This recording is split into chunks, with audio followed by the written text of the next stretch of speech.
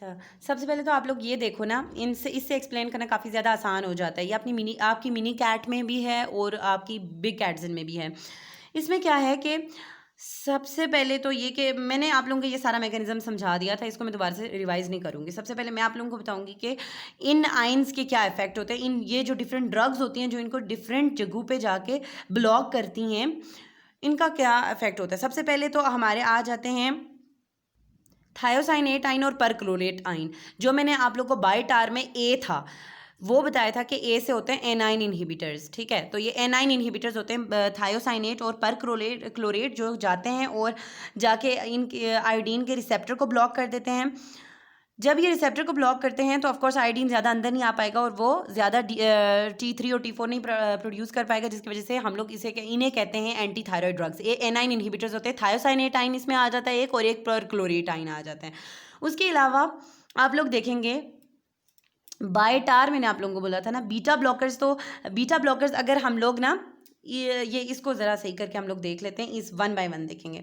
Beta blockers में मैंने आप लोगों को बताया कि बीटा ब्लॉकर्स जो हैं वो अगर कम अमाउंट में देंगे वो जाके बीटा रिसेप्टर्स को ब्लॉक कर देंगे। अगर वो ज़्यादा अमाउंट में देंगे ना, उनका एक और इफेक्ट होता है कि वो पेरिफेरल कन्वर्जन, पेरिफेरल टिश्यूज़ में जो T4 की कन्वर्जन होती है T3 में, उसको भी ये ब्लॉक कर देते हैं, ठीक है, ये बीटा ब्लॉकर्स।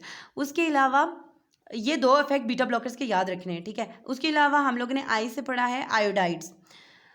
आयोडाइड्स क्या करते हैं कि वो आयोडीन की कन्वर्जन ब्लॉक कर देते हैं। मतलब आयोडीन को जो हम लोग लगाते थे उसके साथ थायरोग्लोबुलिन के साथ अटैच करते थे, ऑर्गेनिफिकेशन वाला स्टेप, उसको ये इनहिबिट कर देता है आयोडाइड्स, ठीक है। उसके अलावा वो थायराइड हार्मोन के रिलीज को भी इनहिबिट कर देता है। जब वो इस वाले स्टेप को भी इनहिबिट करता है और रिलीज को भी इनहिबिट कर देता है, इसका मतलब कि इससे हम लोग ये बात सोच सकते हैं कि ना वो प्रीफॉर्म्ड ये T3 और T4 को रिलीज होने देता है और ना ही वो नया T3 T4 बनने देता है। इसका मतलब कि जो आयोडाइड्स होते हैं वो रैपिडली एक्टिंग होते हैं, ठीक है, वो जल्दी से अपना काम कर देते हैं। उसके अलावा जो ये थायोअमाइड्स हैं, इसमें हमारे पास दो ड्रग्स आ जाती हैं। ये टी से थायोअमाइड्स आ जाते हैं ना, थायोअमाइड्स में दो ड्रग्स आ जाते हैं हमारे पास। एक होती है मेथिमाजोल और दूसरी होती है प्रोपाइल थायोयूरासिल, ठीक है। मेथिमाजोल और प्रोपाइल थायोयूरासिल PTU याद रखना है। ये दोनों थायोअमाइड्स होती हैं और ये भी ऑर्गेनिफिकेशन वाले स्टेप को भी ब्लॉक करती हैं। उसके अलावा यहाँ पे जो DIT और MIT आपस में मिलते थे और T4 और T3 बनाते थे, उस स्टेप को भी ये थायोअमाइड्स ब्लॉक कर देती हैं। उसके अलावा ये क्या करती हैं, पेरिफेरल जो इनकी कन्वर्जन थी ना T4 की T3 में, उसको भी ये ब्लॉक कर देती हैं। तो ये 3 स्टेप्स पे काम करती हैं, ठीक है। आयोडाइड्स का तो मैंने आपको सिर्फ 2 ही बताया ना, एक ऑर्गेनिफिकेशन वाले को ब्लॉक करती है, एक रिलीज को ब्लॉक करते हैं आयोडाइड्स, ठीक है। थायोमाइड्स क्या करती हैं, ऑर्गेनिफिकेशन को भी ब्लॉक करती हैं, इनकी कपलिंग को भी ब्लॉक करती हैं। उसके अलावा ये जो T4 की कन्वर्जन होती है T3 में, इसको भी ब्लॉक कर देती हैं। फिर हमारे पास आ जाते हैं लास्ट पे radio active iodine. Radio active iodine का ये काम होता है, जब हम लोग उसे देते हैं तो वो इसी ट्रांसपोर्टर के जरिए वो रेडियो एक्टिव आयोडीन 131 देते हैं ना, तो वो भी बहुत ज़्यादा इसके अंदर आना शुरू हो जाती है। जब मतलब वो अक्सर हम लोग गॉइटर वगैरह में देते हैं, ठीक है। तो वो रेडियो एक्टिव आयोडीन इसके अंदर जब बहुत ज़्यादा आती है ना, तो वो जमा होना शुरू हो जाती है और अल्टीमेटली आहिस्ता आहिस्ता क्या करती है कि वो थायराइड ग्लैंड के टिश्यूज़ को मतलब डैमेज करना शुरू कर देती है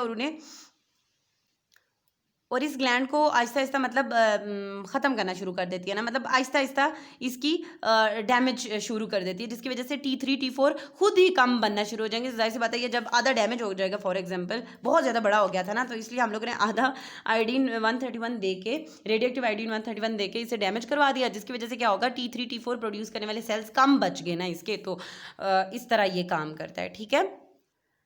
अच्छा, फिर हम लोग ये वाले सारे ड्रग्स जो हैं, ये मैंने आप लोगों को बीटार अभी जो बताया है, ठीक है। अदर ड्रग्स में बीटा ब्लॉकर्स आते हैं ना, तो मैंने आप लोगों को ये वाले ड्रग्स अभी बताए हैं सारे। अब हम लोग आहिस्ता आहिस्ता करके इन सब की डिटेल पढ़ लेते हैं। थायोअमाइड्स में दो ड्रग्स आ जाते हैं, मेथिमाजोल और प्रोपाइल थायोयूरासिल।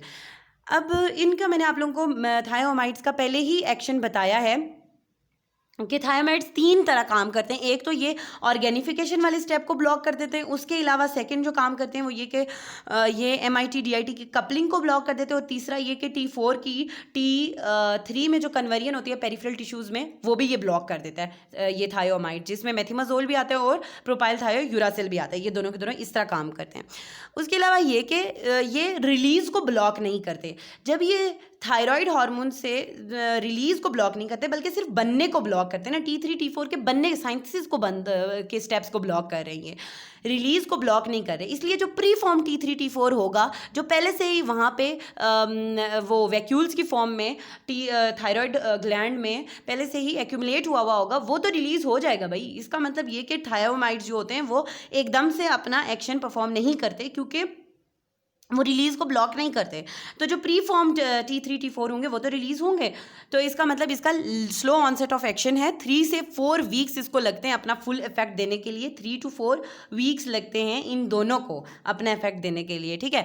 उसके अलावा आप लोगों ने ये बात याद रखनी है, हम इन दोनों को ओरल रूट के थ्रू ही यूज़ करते हैं। और ये कि मेथिमाजोल जो होता है ना, ये वाला मेथिमाजोल, ये हम लोग ज़्यादातर आम लोगों में यही प्रेफर करते हैं मेथिमाजोल। लेकिन जो प्रोपाइल थायोयूरासिल होता है, इसको हम लोग प्रेगनेंसी में और लैक्टेटिंग वुमेंस में, मतलब जो ब्रेस्ट फीड करवा रही होती है बच्चों को, तो उनमें तो हम लोग ये प्रोपाइल थायोयूरासिल प्रेफर करते हैं। ज़्यादातर लोगों में, आम लोगों में, जिनको जो कि मतलब ना ही प्रेग्नेंट हो ना ही वो ब्रेस्ट फीडिंग करवा रही हो, तो उनमें तो हम लोग जाहिर सी बात है मेथिमाजोल ही यूज़ करते हैं। लेकिन प्रोपाइल थायोयूरासिल हम लोग प्रेग्नेंट वुमेंस में भी यूज़ करते हैं, और ये ब्रेस्ट फीडिंग क्यों, क्योंकि ये क्या करते हैं कि अपने प्लेसेंटा को ये क्रॉस नहीं करते, ठीक है।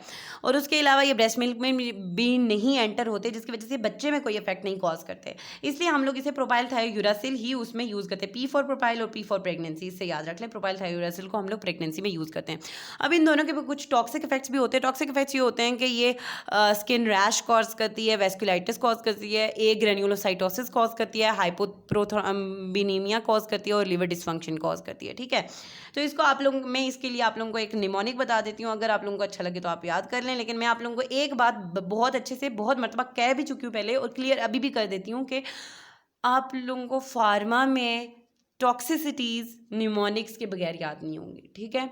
निमोनिक्स होंगे, और आप लोग उस निमोनिक को बार बार, मतलब जब जब पढ़ोगे तो उस निमोनिक को भी साथ साथ रिवाइज करोगे, तो आप लोगों को पता चलेगा कि इसमें असल में है क्या।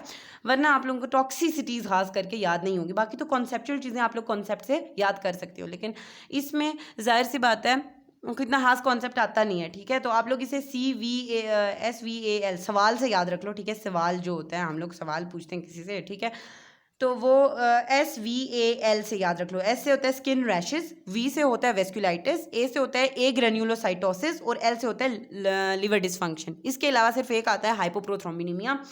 याद ना भी रहे तो कोई मसला नहीं, ठीक है। अब हम लोग